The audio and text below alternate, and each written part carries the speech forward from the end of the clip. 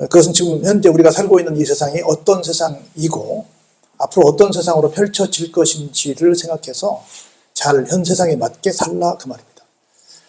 지금 세상이 많이 뒤숭숭합니다.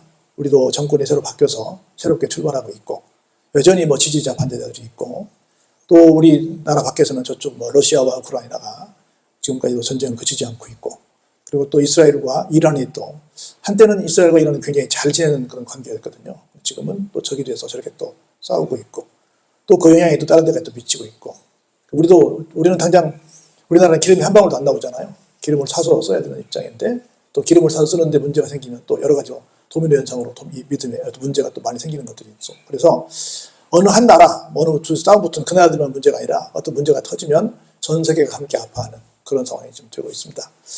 그래서 이런 때 우리가 어떻게 살아야 될까? 이런 때는 또 어떤 때인가? 이런 것들을 우리가 말씀을 통해서 이런 때는 지금 이런 때구나 하는 걸 깨닫는 지혜가 우리 속에 있어야 되리라고 생각이 듭니다. 우리가 말세 지만이 되면 이런 일이 생긴다고 말씀합니다. 볼까요? 사람들이 너희를 어디에 넘겨주겠고? 공회에 넘겨주겠고. 법을 다루는 것이죠. 너희를 회당에서 매질하겠고 나로 말미암아 너희가 권력자들과 임금들 앞에 서게 된다. 나가 누구예요? 예수님이죠. 예수님 때문에 예수를 믿는다는 이유 때문에 공회에 넘어가기도 하고 회당에서 매질을 당하기도 하고 여러 권력자들과 임금들 앞에 서게 되는 날이 온다는 거죠. 신문을 당한다는 거지요. 그래서 앞으로 우리가 맞닥뜨려야 될 세상은 우리는 좋은 얘기들 많이 하고 꿈을 많이 꾸고 있지만 사실은 신앙적으로 볼 때 이런 일들이 우리를 기다리고 있다라고 해도 과언이 아닙니다. 그것도 멀지 않은 장래에 이런 일이 생길 수 있다라고 하는 걸 우리가 늘 머릿속에 염두에 두시고 언제까지 우리가 끝까지 신앙을 포기하지 않고 신앙생활을 잘할 것인가를 생각하고 다짐하는 그런 믿음이 우리 속에 있어야 될 줄로 믿습니다. 근데 좀 이해가 안 되는 말씀이 그 다음에 이어져요. 9절 하반절에 보니까 이는 그들에게 증거가 되려 함이라. 이는 그들에게 증거가 된다. 우리는 지금 분명히 끌려가서 공회에 넘겨지고 매질을 당하고 권력자들과 임금들 앞에 서는 것이 어떻게 보면 안 좋은 일이잖아요. 고생하는 일이잖아요. 그런데 이 일이 결론적으로 어떤 일이냐면 뭐가 된다는 거예요? 하나님을 증거하는, 예수님을 증거하는, 복음을 증거하는 귀한 기회가 된다는 겁니다. 그러니까 이렇게 어려움을 안 당해도 좋고 이런 자리에 끌려가서 우리가 복음을 증거하는 것도 좋고 이래도 좋고 저래도 좋습니다. 그런 말씀을 9절에서 우리에게 하고 있는 거예요. 마치 여러분 바울이 여러 소망을 갖고 있었는데 그 중에 한 소망이 뭔 줄 아세요? 바울은 끝까지 로마에 가고 싶어 했어요. 왜요? 그 당시 로마가 제일 큰 곳이었으니까. 그곳에 가서 복음을 전하고 싶었어요. 설사 어떤 신분으로라도 죄인의 신분으로라도. 그러니까 바울은 얼마든지 중간에 풀려나올 수 있었거든요. 왜냐하면 바울은 로마 시민이었기 때문에 얼마든지 풀려나올 수 있었어요. 그런데 나를 로마까지 데리고 가라. 내가 로마에 가서 복음을 전하겠다 할 정도로 그렇게 복음 전하는 것에 열망을 다 했던 걸 볼 수 있습니다. 그런데 이제 문제는 뭐냐면 주님께서 언제 오시냐? 10절에 이렇게 말씀하십니다. 복음이 어때요? 먼저 천하 만국에 다 전파되어야 한다는 겁니다. 쉽게 말해서 예루살렘을 출발한 복음이 지금 한 바퀴를 돌았어요? 안 돌았어요? 돌았죠. 예루살렘까지 갔습니다. 예루살렘에도 지금 기독교 선교사들이 있습니다. 이제 저 사람들이 계속해서 지금 얼마나 어려운 일을 많이 당해요. 하마스 때문에 어려움 당하고 또 레바논에 또 저쪽에 이란에 막 계속 중동 국가로 수억에 쌓여 있잖아요. 저는 계속 공격을 당할 겁니다. 미국이 아무리 도와줘도 너무 작은 나라니까 계속 아무리 도움을 씌워서 미사일을 방어하고 별일을 다 해도 계속 공격을 당할 거예요. 그럼 뭐 하겠어요? 아이고 하나님 살려주세요. 아이고 예수님 살려주세요 라고 기도하고 그때 비로소 예수님께로 돌아오는 일이 생길 겁니다. 지금도 많이 돌아왔는데 지금 점점 우리 힘 갖고는 안 되네. 옛날에는 우리 할머니 해볼만 했는데 지금 워낙 중동이 강해지고 있다 보니까 쉽지 않습니다. 그래서 거기가 실질적인 수도가 텔아비브예요. 예루살렘이 있고 좀 위에 텔아비브가 있는데 거기가 타격을 입잖아요. 실제 본토 중에 본토라고 말할 수 있거든요. 그래서 이거 우리 힘으로 안 되는 거네. 아무리 이스라엘이 강력한 무기를 가지고 있고 미국이 지원을 해도 안 되네. 안 되면 뭐 하게 돼 있죠, 사람들이? 도움을 찾게 돼 있죠. 하나님을 찾게 돼 있죠. 그래서 저들이 결국은 하나님을 찾게 된다. 그러면 이스라엘까지 완전히 복음이 한 바퀴 돈다. 그러면 어디가 된다? 주님 오시기를 가깝다는 얘기를 하는 거예요. 자, 볼까요? 사람들이 너희를 끌어다가 넘겨줄 때에 무슨 말을 할까? 앞에 지금 9절에서 말씀하시 끌려가잖아요. 끌려갈 때 무슨 말을 할까? 미리 뭐 하지 말라? 걱정하지 마, 염려하지 마 하는 거예요. 무엇이든지 그때 너희에게 주시는 그 말을 하라. 말하는 이는 너가 아니고 누구라고요? 내 속에 계신 성령님께서 하실 거니까 가가지고 뭐라고 하지 연구하지 말라는 거예요. 알아서 성령님께서 착착착착 우리에게 하실 이야기를 다 미리 주실 거라는 겁니다. 그럼 그때가 되면 어떤 일이 생기냐? 형제가 형제를, 아버지가 자식을 죽는 데에 내주며 자식들이 부모를 대적하여 죽게 하리라. 제가 어제 우리 원에서 행사를 했잖아요. 제가 한 주간 동안 왔다 갔다 하면서 그 준비하면서 거기는 탈북민들하고 얘기를 해봤어요. 여러 얘기 가운데 한마디를 해봤는데, 혹시 친구는 그립지 않소? 당연히 부모 형제는 그립겠지요. 근데 또 부모 형제 떠나서 고향은 좀 그립지 않소? 친구는 좀 그립지 않소? 그랬더니 안 그립대. 뭔 얘기야? 우리 고향 떠나면 얼마나 고향이 그리워요. 근데 왜냐하면 정말 마음을 다해서 서로 얘기를 할 대상이 없었다는 거죠. 여기 그랬잖아요. 형제가 형제를, 아비가 자식을 죽는 데에 내주며 자식들이 부모를 대적하여 죽게 하는데, 가족들도 이러는데 친구가 진짜 내 마음을 함께 털어놓고 얘기할 수 있었겠어요? 없었죠. 맨날 친구가 하니까. 그래서 그런 고향 별로 그립지 않대. 그리고 그런 친구가 없어서 그런 친구 그립지 않대. 얼마나 삭막하게 살았어요. 나는 어저께 참 안타까웠던 게 뭐였냐면, 여러분 혹시 들으셨어요? 그 대표가 가서 간증했잖아요. 자기들이 그곳에 있을 때 그 미국이 막 쳐들어와가지고 유교가 미국 때문에 일어난 줄 알았대요. 근데 자기들이 탈북해서 나와보니까 이북이 여기 쳐들어왔다는 거야. 그게 굉장히 큰 충격이었다는 거예요. 나는 그래서 공산주의가 참 거짓의 앞잡이라고 생각이 들어요. 얼마나 거짓말쟁이에요. 자기들이 정정당당하게 말해야지. 우리가 소련의 지원을 받아서 남북이 하나 되게 하기 위해서 우리가 쳐들어갔다. 그렇게 말해야 할 거 아니에요. 그런데 미국이나 연합군이 도와줘가지고 우리가 이를 뜻을 못 이뤘다. 그리고 완전히 다시 한번 우리 통일을 하자. 이렇게 말해야 정직한 거 아니에요?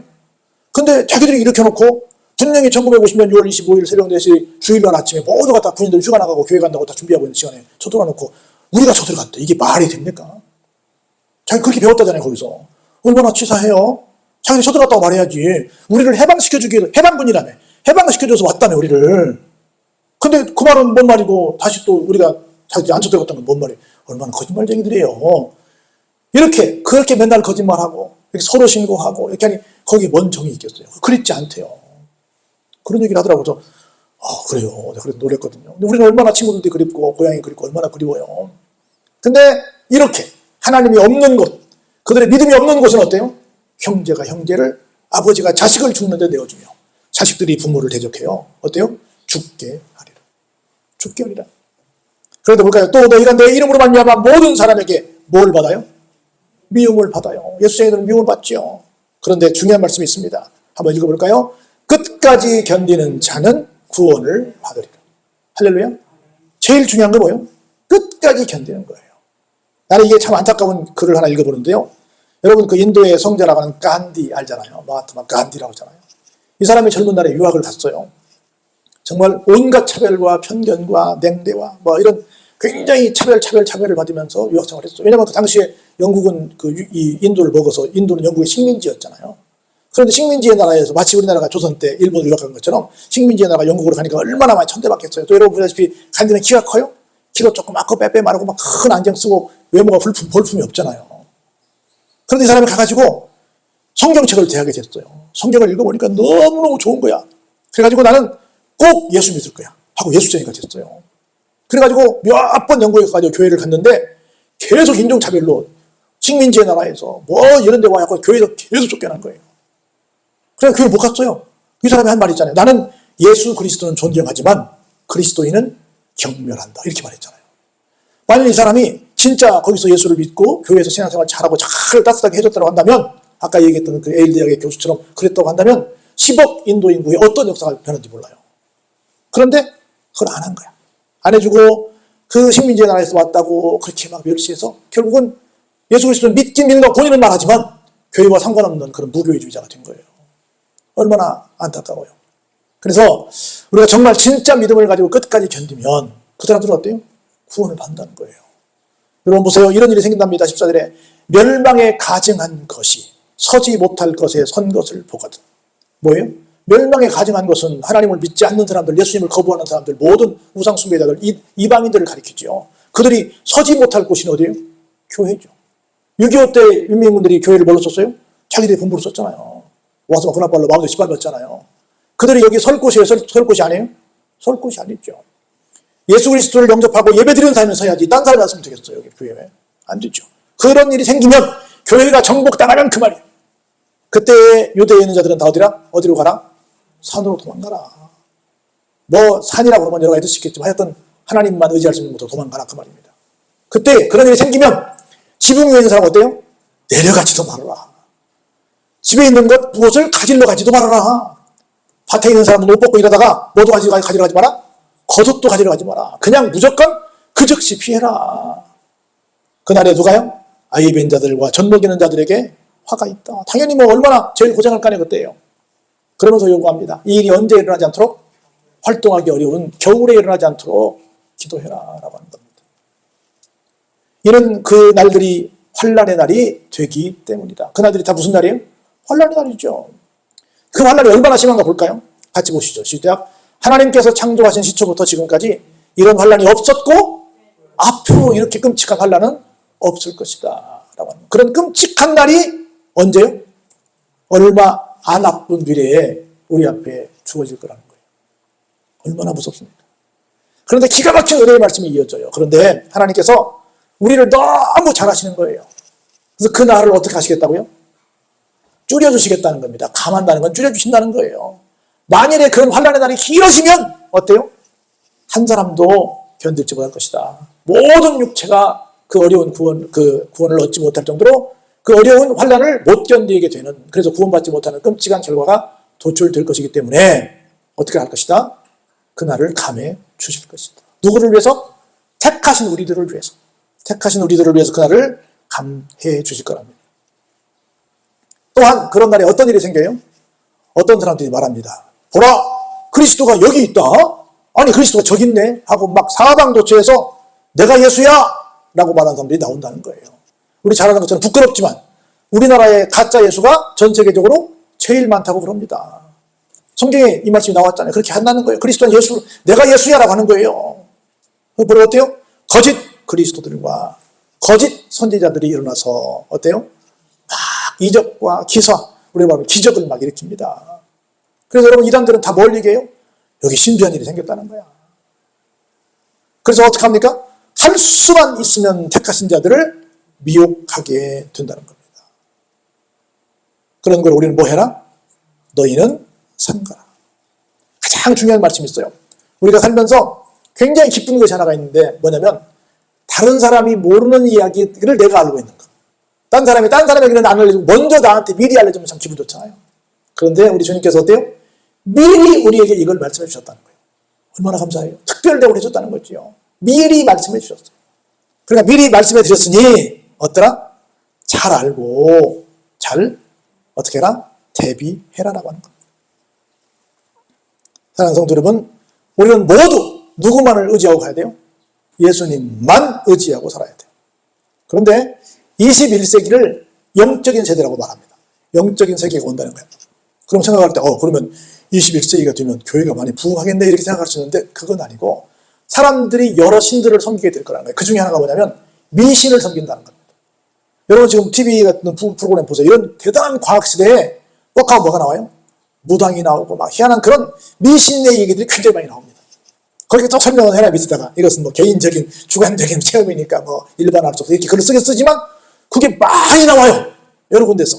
왜? 사람들이 그것을 좋아하기 때문에. 그래서 사람들이 어떤 미신을 섬기냐 볼까요? 한 조사에 따르면 미국인의 20%는 사다리 밑을 걷는 것이 불운하다고 생각한답니다. 13%는 길을 건너는 검은 고양이가 불운을 가져온다고 생각한답니다. 영국의 조사에 따르면 영국인의 77%는 적어도 조금은 미신적이라고 한답니다. 42%는 그들 가운데 매우 어느 정도 미신적이라고 합니다. 이렇게 잘 산다고 하는 선진국이라고 하는 소위 기독교의 나라라고 하는 이런 나라들도 어떻다? 미신적이다. 그럼 우리는 어떻대요? 우리는 더하죠. 우리 우스갯소리로 뭐 점집에 누가 안 오면 망한대요? 기독교인들이 안 오면 망한다잖아요. 와서 기도는 기도대로 하고 점집은 점집대로 가고. 얼마나 웃겨요. 다 무엇 때문에? 예수님이 진짜 나의 주인 되신다는 것을 못 믿고 있죠. 그러면 정말로 말세지만에 키해놓고 까부는 것처럼 우리를 다 옥석을 가리게 될 텐데 어떤 환란이 오면 어떻게 했어요? 절대 다수가 다 배교한다는 거죠. 그래서 이럴 때를 맞이해 우리가 알게 될 텐데 어떻게 할 것이냐는 거죠. 끝까지 주님만 아침에 나는 메시아를 만났다라고 한 것처럼 주님을 만났으면 주님과 함께 동행하는 삶을 사시길 바랍니다. 그래서 이런 어려움이 있다 할때라도 하나님께서 알아서 그 날도 감해주시고 우리를 지켜주시고 아까 얘기했던 것처럼 세상 끝날까지 항상 우리와 함께 계시기에 그 믿음 붙들고 끝까지 천국까지 가는 여러분 되시길 주의 이름으로 축원합니다.